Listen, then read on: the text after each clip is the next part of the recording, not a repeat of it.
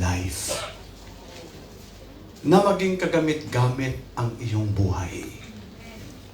Kahapon, I was invited to preach in IBCF. And merong kumanta doon, sabi niya, Never Regret. Yung title ng kanta niya, Pastor JJ, Never Regret. Hindi ka mag-regret sa paglilingkod sa Diyos. Alam mo ba kung bakit, kapatid? Dahil darating ang panahon na tayo ay tatayo sa harap ng Panginoon. Amen. At ang iyong katapatan, listen, ito ay honor ng ating Panginoon. Di ba, Ma'am Merolinda? Ang iyong katapatan ay i-honor ng Panginoon.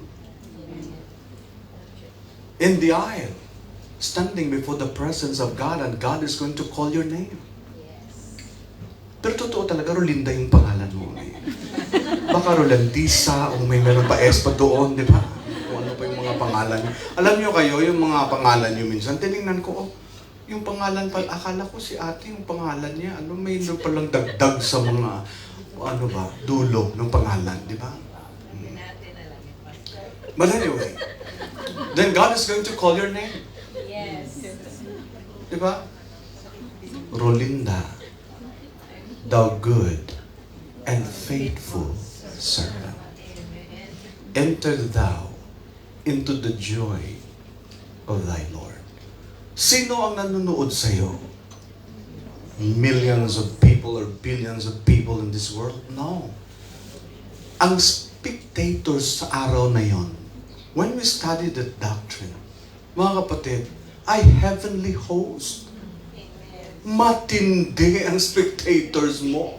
Matinding manonood sa'yo when God call your name, thou good and faithful servant, enter thou into the joy of thy Lord. Hindi ba, kapatid?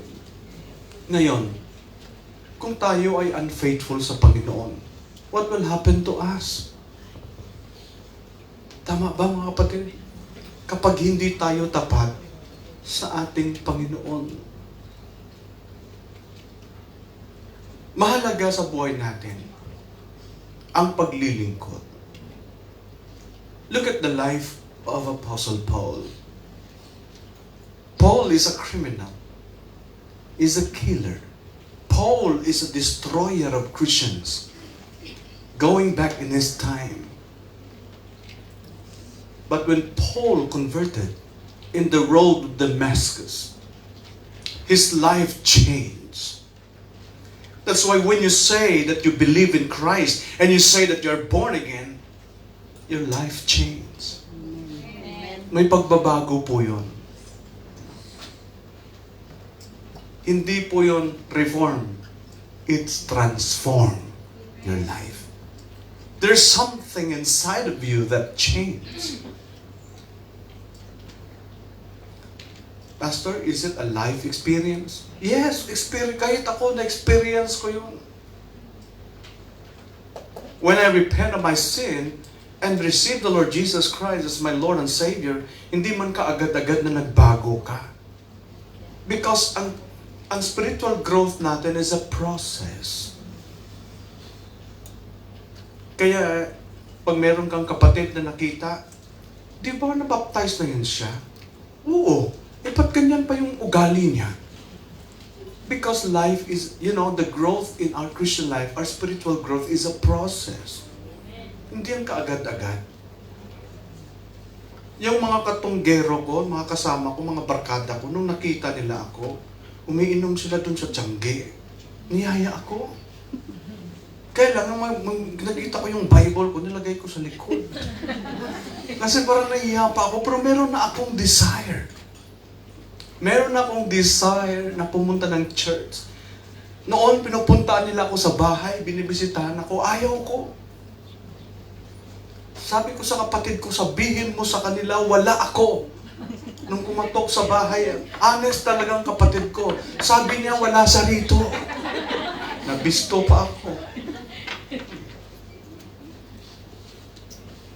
But when I received Christ as my Lord and Savior, bukas na yung pintuan ko sa mga Bible students. Pumupunta sa bahay, mga workers ng church. Minsan nag-iisip ako, ano kayong ipakape ko sa mga ito? Bumibisita lang itong mga ito para sa kape eh. Alam ko yun. Ano nito kasi gutom sa Bible school. Diba, Bebo? Akala mo sa Bible school, busog ka, hindi. Gutom ang Bible school eh. Training ground yun eh. Lagi, naintindihan ko, pumupunta yun sila sa bahay. O sige, ano gusto mo? Magkape tayo. O, dinadamihan ko na lang ng asukal. Para makainom yung anim. Anong prayer request mo? Then they pray. They pray with me. They visit me. May pera ba sila? Wala silang pera. Kaya gumaganon din ako, wala na akong bibigay sa kanila. Wala silang pera. Sabi ko, magpastor, ayaw ko magpastor. Kasi wala talaga pera. Mahirap talaga. Kita mo sila, naghihirap sila. Kakalungkot. Yaw-yawon ka pa sa tao. Pagsalitaan ka pa na kung ano-ano. Diba? Lahat na lang. Pero sila, nakita ko sa buhay nila. And now he is a missionary in Vietnam. Yung una sa akin, si Brother Melvin. Sinisigawan ng tao, binabato ng lata. Pero wala sa kanilang effect yun. Wala man silang nagugutom sila palagi. Kasi yung pagkain sa Bible School, 1 cup lang yan. Isang kain. Nakaniktay ka pa. Nakakutsara ka pa. Pero yung ulam tuyo. Tapos 1 cup of rice. Yun lang. Tapos yung sabaw ay kangkong na nilagyan ng, dilis. Lagyan na ng bitsin. Pwede ka namang kumain ng manok eh. Pwede ka namang kumain ng... Pero ba't yun ang pinapakain? Training ground eh. Pag di ka naka-overcome sa Bible School, hindi ka mag-expect na sa mission field maka-overcome ka. Pwede ka lang magporma. Pwede ka lang magporma na parang pastor, pero pagdating ng problema, tumba ka. Iwanan mo yung ministry. Sa amin, we're doctrinated by that. That we train for a matter of years in the ministry. A lot of hardships. Pinatikim ko rin yan sa mga Bible school students. Alam yan ni Jeriel, kasi isa siya dyan. Nakasama siya sa mga Bible students. Pag sinabi kong 1 cup lang, 1 cup lang. Pastor, nahihilo ako. Nakalain mo mag-visitation sila, nahihilo. Nagugutom, pastor, kasi ganito lang yung pagkain. Eh, akong director ng school eh. Yan ang experience ko sa training ground. So I need to train you with that. Without money. Go out without money. May pera ka o wala. Just go for visitation. Kasi pag missionary ka na tamad ka, magugutom ka. It's very practical. It's not more about this that you memorize a lot of verses and concepts and ideas. No, it's not. Mission is a practical way of living. We go out in the field. Yan, sinasama ko yan siya. Maraming gutom siyang napagdaanan. Kailangan magutom ka. Kahit yung anak ng pastor namin, yung Pastor Noy, he's now a pastor married to a doctor. Pwede ko naman siyang pakainin eh. Di ba ako nagda-drive sa kanila? May evangelistic crusade kami. Pwede ko naman mag-stop doon sa Kabangkalan. Sinong taga Kabangkalan dito? Pwede naman kami mag-stop kasi lot of restaurants there na pagkain. Hindi ko sila dinadaan doon. Doon kami sa kabila dumadaan para di sila makakain. At kung meron mang kainan, mag-stop kami sa beach, sa gilid ng dagat. May kaldero kaming sariling dala. Magsasaing doon. Sige, magsaing ka. Kalain mo anak ng pastor mo, gaganyanin mo lang. Tapos painitan ng painitan. Pagutuman ng pagutuman. Gusto ko ma-experience niyan yun. Kasi sabi ko, if God called you to be in the ministry, you must experience a lot of hardships in life. Kasi, pag nasa field ka na, and everything is fine and okay, pagdating ng problema, nako, aalog-alog ka. Isa lang gagawin mo, mag-stop ka. Pastor, grabe problema ng ministry, no? Kailangan mo ma-experience yan. Bakit ko ba talagang problemahin yung problema ng tao? Dahil yun ang problema mo.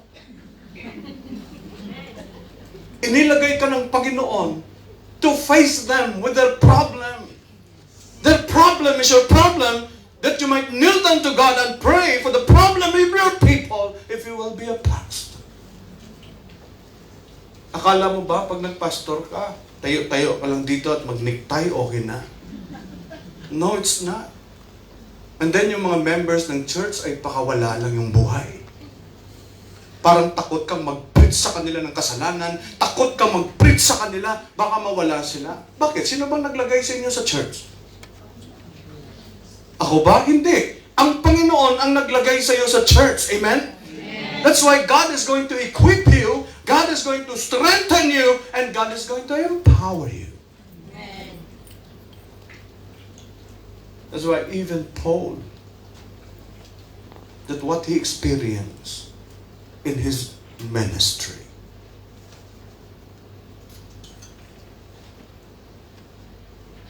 sabi ko sa kanya, pag nag-preach ka, huwag kang matakot na mag-preach ng giving. Bakit, Pastor? Dahil sa pamamagitan niyan, pagpapalain siya. Then we start to visit.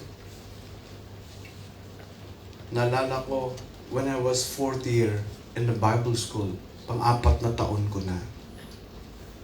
Then we go to the field. We start to visit. We start a Bible study. We conduct a lot of Bible studies. Ikaw, alam na alam mo yan. Oo. Dahil palagi ka doon sa tinapayan. Meron kaming, when we start to preach the gospel, Brother Marlon, na kuryente ako. Dumikit ako doon sa kuryente. Tapos, pag nakuryente ka pala, parang nagpa-picture ka. Hindi ka pala makagalaw. Ping! Ganun ako. Yung tumulong sa akin si Brother Rico. Ginawa niya yung kahoy at saka ginanon ako. Kaya natumba ako. 220 volts sa atin sa Pilipinas. Dumikit ako dun sa poste. Kasi nag-install ako para sa evangelistic meeting. Film showing ba? Uso sa Pilipinas ang film showing. Kaya maraming dumadayo at nanonood. And then we start to preach the gospel, and this family converted. Then we start a Bible study in their house. Nagsimula kami mag-Bible study. And then meron silang mahabang mesa. Ang sabi ko sa kanila, pag magsimula kayong mag-faithful sa Panginoon, God is going to bless your family. God will bless you financially. If you start to be faithful to God, first going to the church, seeking God first, but seeking first the kingdom of God and His righteousness, at pag kayo ay pinagpapala na ng Panginoon, huwag kayong magdamot sa Panginoon. Siling ko sa ila, kay kung kadalong sang tingkoy nyo. Kadalok bala sa aton. Sarili lamang natin yung ating tinitingnan. Hindi natin tinitingnan ang ministry ng Panginoon. Then they start to build a business. Yung bakery. Tama? Sabi ko, magsimula lang kayo sa ilang tinapay. Ilang tinapay. How many branches they have now, Brother Jeriel? Dahil ikaw yung sumalo doon, ano yun? Mahilig ka sa tinapay. Halos every week nandun kami, nagba-Bible study, they prepare food for us. Kaya mga Bible students, sunod ng sunod sa akin doon. Kasi gusto nila ng tinapay. Doon tayo, sama tayo kay Pastor. May coke na doon, may tinapay, dami. The FT12, they just earn pesos and thousands. And now they earn millions of their business. And I always remind them of their giving. Why? Because these people, we taught them to give. Be mindful of the ministry of God. Lagi mong isipin ang gawain ng ating Panginoon. Dahil sa pamamagitan nito, tayo ay pagpapalain ng Diyos. Because when you give, it will bring forth a great impact in the ministry of God. Until such time, Brother Rico is one of my supporter in evangelistic meeting. Sabi ko, Rico, pupunta kami ng Euros Park. We're going to have evangelistic meeting and children's ministry. Walang tinapay. What can you do? Pastor, I will donate tinapay. 100 pieces, Pastor. Ay, nagbigay ng tinapay. Kaya lang, okay naman siguro na may tinapay, pero wala iba pa dalundon, ha? Alam na alam ng mga Ilonggo dito. Alam, di ba? Okay naman yung may tinapay, pero kailangan talaga namin. Sabi ng kanyang kapatid na nurse, sabi niya, Pastor, mag-donate din ako ng Fancham. Okay. Uso yung Fancham natin, di ba? O, alam na alam nyo, di ba? Then we donate. Then we call the children and we teach children. And then we start also a Bible study station na naman. The Barbosas, tama? O, ito, alam yung istorya ng mga gawain dun eh. You will start Bible study. Yung mga addicts, mga magnanakaw, yung mga hindi ko maintindihan, yung mga taga-plaza. Ando na. Mga bintang aliw, ando, nag-attend ng Bible study. We thank God because they are continuously faithful serving God. Patuloy silang naglilingkod hanggang ngayon. That even in the school, why? Bakit nagpapatuloy ang gawain ng ating Panginoon? Dahil may mga taong nagbibigay. May mga taong nagbibigay. Tuloy-tuloy ang krusada. Every week crusade, every week crusade, every day soul winning, every day evangelism, every week yan, krusada yan. Film showing, feeding program, yan ang trabaho ko eh. Magtuturo ako sa umaga, and then pagkahapon, mag-feeding program, at pagkagabi, may Bible study. Minsan uwi ka, alas 12 na.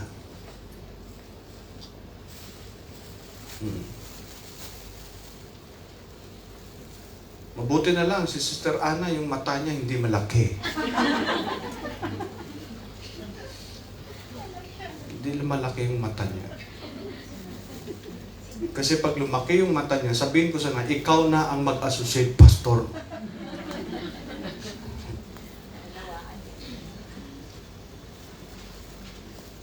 You see the work of the ministry. That's why even Paul, to the people of Philippi, that when Paul explained to us the Philippians chapter 4 verse number 15 to 19, these are words of commendation to the Philippians. When Paul came to Philippi, Christ had not yet been preached there. Wala pa. He heard that there was a prayer meeting down because a lot of Jews are there.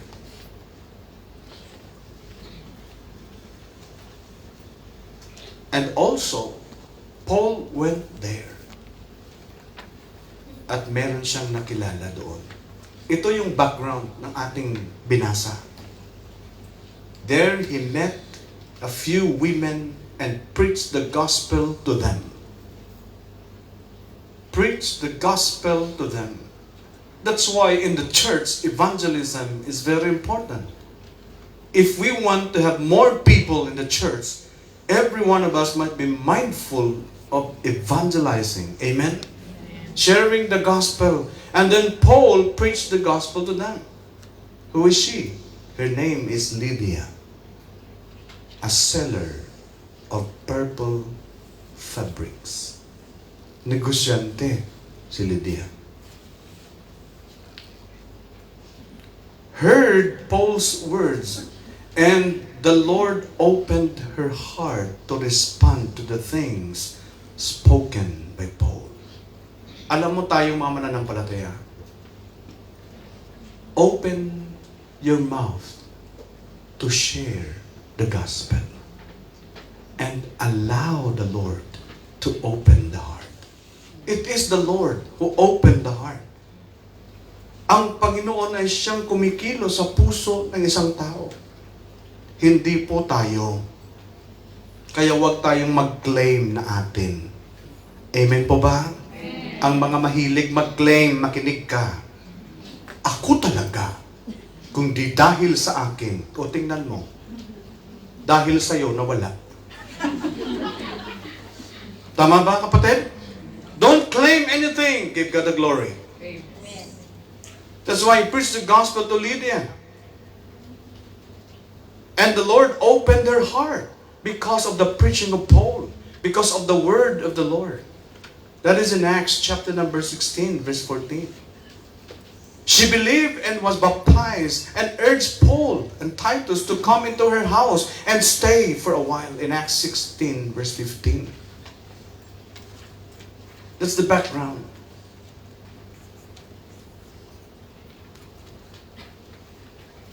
And Lydia provide the need of Paul. Ibig sabihin yan, hindi natin kailangang lumabas, pupunta tayo sa Chinese community at sasabihin natin, maawa kayo sa KFBC. Tulungan niyo ang KFBC. We are hard up. We are renting the building. So help us. Help us. Hindi natin sila kailangan. Sapagkat ang gagamitin ng Panginoon to sustain the ministry is you. Ikaw ang gagamitin ng Panginoon. Amen? That's why the Lord used Paul to preach to Lydia. And Lydia got converted. And Lydia provided the need of Paul. Even also Lydia invited Paul to come in her house. Hindi gagamitin ng Panginoon ang resources sa labas. Gagamitin ng Panginoon ang resources sa loob. Amen po ba? Amen. May Amerikano ba tayo dito? Wala. Mukha lang. May mga supporters ba tayo sa labas? Wala. May anti-laundering money law. Ilang pastor na kayang nakusahan dito sa Hong Kong dahil yan. In the news. Hindi naman natin kadenominasyon. Pero because of that, God is going to bless the church. Amen. That's why God is going to use you to provide the need of His ministry. We are not beggars. Eh, Pastor, bakit tumatanggap tayo ng mga gift from charity? Ay, expire naman. Atin-atin lang yun. Walang nakakaalam yun, ha? Walang account sa akin yung ano niyan. I'm just kidding. Hindi, nadulas ako. Sorry. What I'm trying to say, we are not, listen, asking anything from others. Amen po ba? Amen. Within the church, tayo. If we want that KFBC is going to be blessed of God financially, we need to start it now in our lives. Amen? Amen. We need to be committed as what Lydia does to Paul.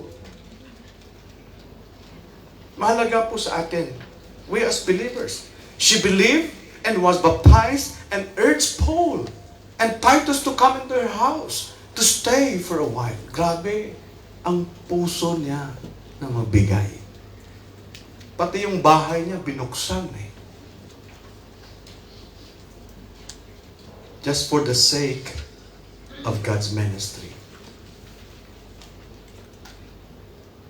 Kaya makikita natin ang buhay ni Paul that used by God in the ministry because there are people who are very supported. I mean, very supportive to him in his ministry. Ito ang kailangan ng Panginoon sa bawat isa sa atin. That we need to be supportive in the ministry. Amen po ba? Amen. We need to have a generous heart in God's ministry. Pastor, maging generous talaga ako sa pagbibigay. Why you preach money, Pastor? Tayo-tayo lang naman dito, hindi ba? Naka-TV network pa tayo ngayon? Hindi, no? Okay. Sino gusto mo mag-preach sa'yo? Yung ibang tao? No. I need to preach to you. Amen.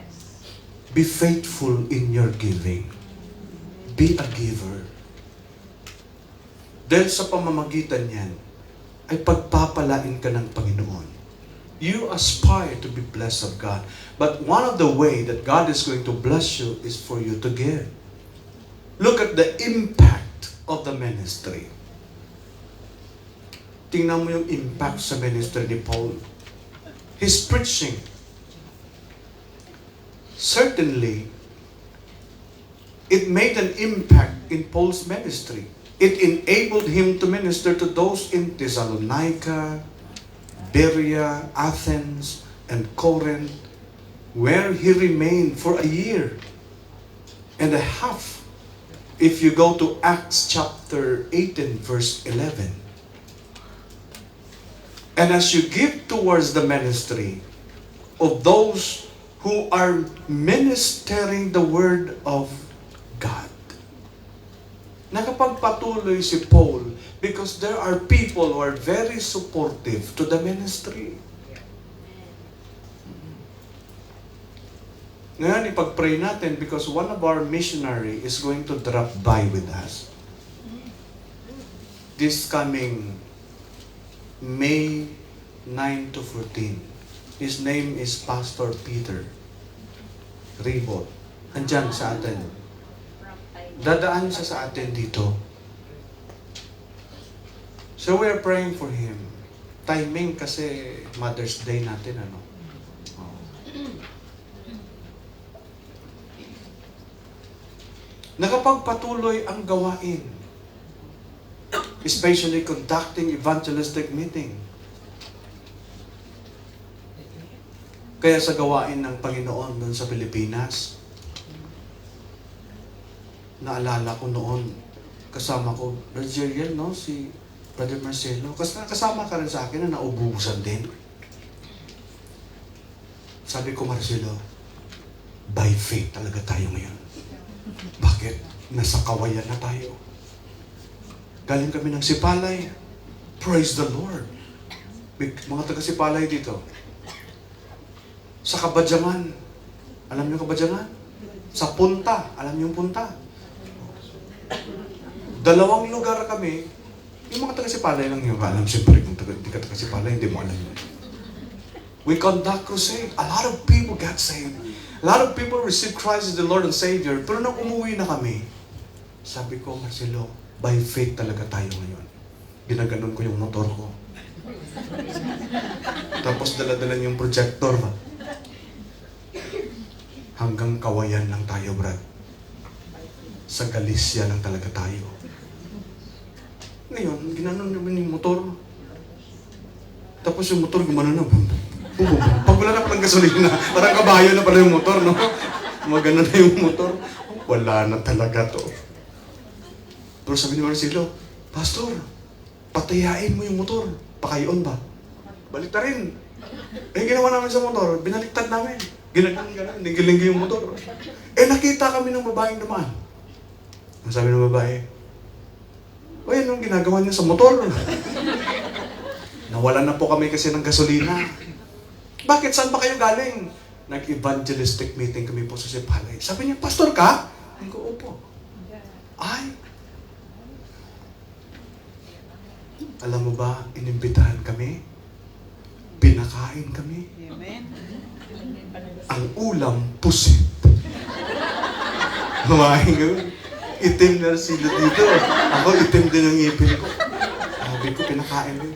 At binigyan kami ng panggasolina. Sabi niya, 300 pesos na lang to, pastor. Pero, makakayanan pa to. Sabi ko kay Marcelo, 200 lang yung pagkasolina natin. Kasi ang 100, pagdating natin ng sumag, magkakape tayo. Ya, tama, pastor, tama. E di nagkape kami. God really provide for the need. We pursue the work because there are people who are very generous everywhere you are. Saan ka man pumunta, babalikan ka ng Panginoon yan. Pagdating namin ng sumag, ginanon pa namin yung motor. Meron pa, pastor? Meron pa. Let's go coffee.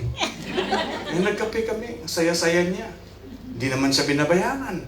Wala naman kaming pera yung tinatanggap. We're just doing the task.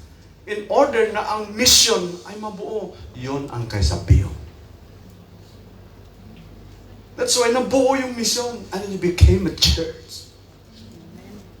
That's mission. You cannot go around today without round. Tama ba? Pwede naman ako mag-missionary. Tama ba? Then tapos sasakay ako dun sa bus. Sabihin ko, God bless you. Ano kaya sabihin ng conductor sa'yo? Ano sabihin ng bus driver sa'yo? Wala kang octopus, walang lahat, di ba?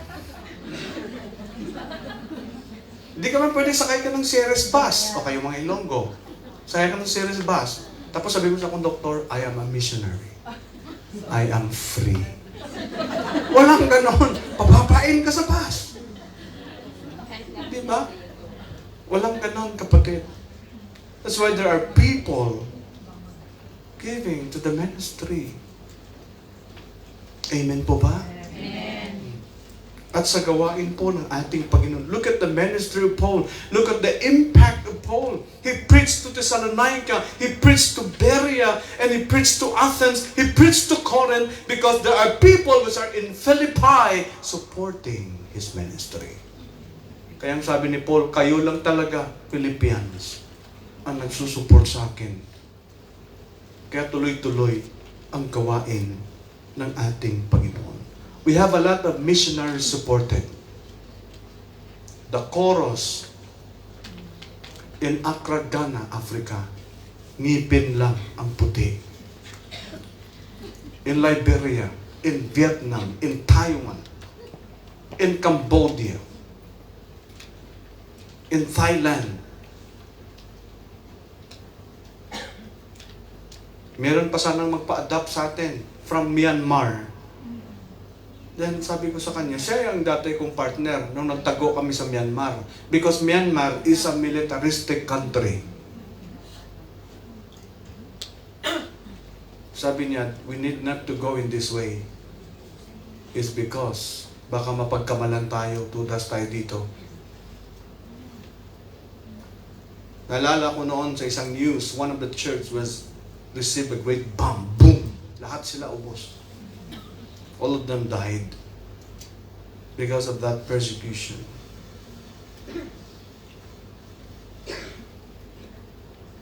We stayed in Myanmar for a moment.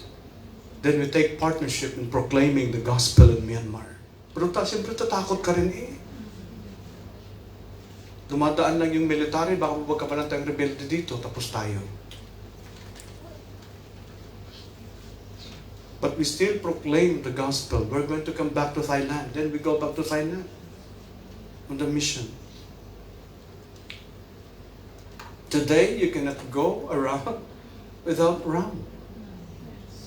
That's why we support ministry. We support missions and missionaries.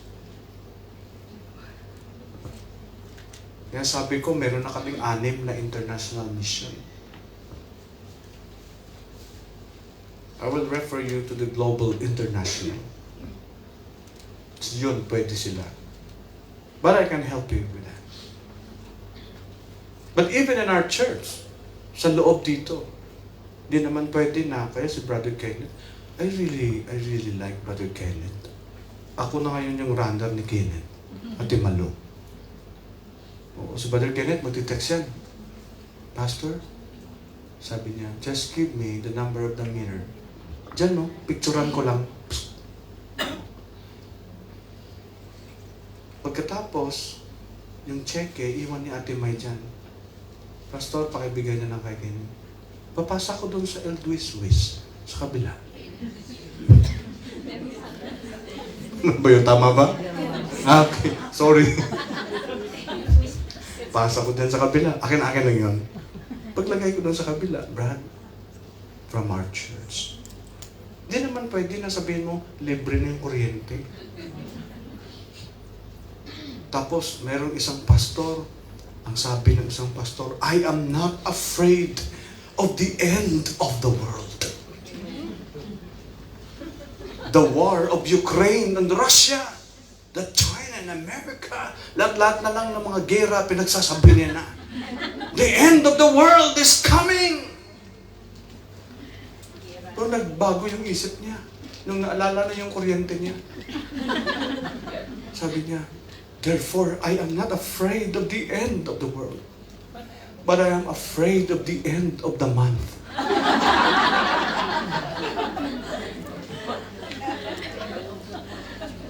Hindi tayo humingi sa labas for the rent of our building. Amen? Amen. All of us are doing things for the Lord. We are the one that used by God in His ministry. Tayo ang ginagamit ng ating Panginoon upang masustentuhan ang kanyang gawain. Napakahalaga po yun, mga kapatid. And as you give towards the ministry of those who are ministering the Word of God, it will make an impact. Make an impact. As God has promised, His Word goes out and it never returns void without accomplishing what God desires. In Isaiah 55:11. Kayong mga nagsusoul winning, akala mo ba paglabas mo wala lang yan? Hindi. Pag binitawan mo ang salita ng Diyos, it will accomplish. Amen ba? Kaya Bible study dito, Bible study doon, visitation dito, soul winning doon, soul winning dito. Mahalaga po ang gawain na yan. Pinagmamasdan tayo ng ating Panginoon araw-araw, mga kapatid. But when you give, giving increases your account. Let's read all together. Ready, start. Not because I desire a gift, but I desire fruit that may abound to your account. Pastor, naku, pag nagbigay ako, ay, mag-decrease na yung kung anong meron ako. Di ba? It decreases. Paano, Pastor, giving increases my account? And then when I give, then it decreases. Medyo hindi mo naintindihan. Mga kapatid? But listen to this. Now is exactly opposite of what we might think. Na pag tayo ay magbigay, mauubusan ka. Mag-decrease kung anong meron ka. We generally think the other way. Yun ang iniisip natin. When I give, my account decreases. But it doesn't decrease. Sigurado sasabihin, Pastor, mag-decrease talaga ako. Tingnan mo, magbigay lang ako ng ikapoko. Hindi mag-decrease na. It means it doesn't increase. But this is what Paul says, that giving increases your account. But how? Alam mo kasi, kapatid, meron tayong dalawang account. Tama ba? Meron tayong dalawang account. The earthly account and heavenly account. Are you following? Para maintindihan natin yung text natin. Okay. Dahil akala natin yung earthly account lang meron tayo. But we have our heavenly account. Kaya sabi ni Paul, not that I seek the gift itself, but I seek, sabi ni Paul, for the profit which increases your account. Increases your account. Now again, Paul is giving us his perspective on why he's so joyful and receiving the gift from the Philippians. Ba't masaya si Paul na tanggapin ito? Bakit masaya si Paul sa giving ng taga-Philippians? Bakit po ba? Mga kapatid, because their giving increases their account. It is not because he speaks from want. Hindi yan dahil gusto ni Paul yun. Pagbalikan natin yung verse 11 nito sa chapter 4, hindi dahil I desire these things. No. It is, he seeks the gift for himself. If you go to verse 17, hindi siya nag-ask kung, because he asked for a gift. Going back to the verse, in verse 17, not because I desire a gift, dahil gusto ko to. Hindi ako nagde-desire na kailangan, bigyan niyo ako dahil ganito, ganyan. Hindi. Sabi ni Paul, but I desire fruit that may abound to your account. That your account might increase. At lalago pa yung account na meron ka.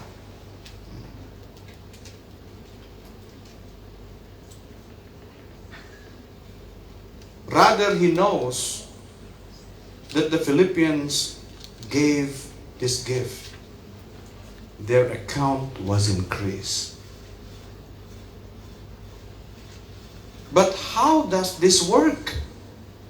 Nag-decrease na nga eh. Paano pa mag-increase? Kaya sabi ko sa inyo kanina, meron tayong heavenly account. Listen, when you give to the work of the Lord, your earthly account decreases. But your heavenly account increases. Amen po ba? Amen. That's why, even in the ministry of Christ, in His early ministry, in His preaching, in the Sermon on the Mount, ang sabi niya in Matthew 6, verse number 19 to 21, do not store up for yourselves treasure on earth, where moth and rust destroy, and where thieves break and steal. But store up for yourselves treasures in heaven, where neither moth nor rust destroy, and where thieves do not break it or steal. For where your treasure is, there your heart will be also. Andun din yung puso mo. The Lord Jesus Christ is talking about giving. As you give also your resources to God's work, you are actually storing up treasures in heaven. Alam mo ba yung para me as a pastor, no? Me as also a missionary, yung pinakamahalaga sa akin, yung eternity. Kasi dito sa lupa, makinig kang mabuti, maybe hanggang 70 na lang tayo, Brother Marlo. Di ba, Brother Michael? Kakaunti na lang ang ating mga araw. Pastor, may 20 years pa ako. Ay, konti na lang yan. Wala na, napakaikli na ng ating panahon. Amen po ba mga kapatid? At hindi tayo tatagal sa lupang ito. We need to invest for eternity. Now, the good thing about your treasure in heaven is that they will never default. Hindi nawawala. Pero sa bangko, nahack yun eh. Tama ba? O nahahack pa yung pera ng iba. Nawawala pa yung pera ng iba. But they won't trust. They won't be stolen. Hindi manakaw ang treasure na binigay mo sa Panginoon. Amen. They simply accumulate. God knows full well where your account in heaven sits. Alam na alam ng Panginoon about your heavenly account. And He will see to it that it will be there when you arrive. The Lord will see to it that your treasure in heaven will be there when you arrive. Pastor, andito pa ako, mag-arrive na. Soon you will be. Now, one of the things that I love about how Jesus says, this is that He's looking out for our best interest. Any good financial planner, alam ko marami dito may alam sa planning, sa pera, will direct you and your investment into the place that earns the best return. Bakit kayo nag-i-invest? Maraming ang na-scam sa invest na yan. Pero sa gawain ni Lord, pag nag-invest ka, hindi ka ma-scam. Amen ba mga kapatid? Amen. And Jesus says that your best return is to invest your earthly thing into your heavenly account. Because when you give to the Lord for your heavenly account. And number 3 is that giving pleases God. In Philippians chapter 4, verse number 18, the Bible tells us, but I have all and abound. I am full, having received Epaphroditus and the things which are sent from you, an odor of a sweet smell, a sacrifice acceptable, well-pleasing to God. What does it mean, Pastor? Paul is affirming that the gift that was sent to him by those in Philippi was more than enough to meet his needs. Because of their gift, he lacked nothing. God had met his every need and then some. Look at the provision of the Lord. Amen. When you give, it pleases God. Therefore, giving pleases God. Gusto natin na ma-please natin ng Panginoon, we need to start. Especially in our giving to the Lord. And I know God is going to prosper your life. When I'm closing with this, then when we give, God blesses us. Let us read all together. But my God shall supply all your need according to His riches in glory by Christ Jesus. Wow! Very comforting verse. Tama ba? Kahit yung hindi giver, nakiklaim nito.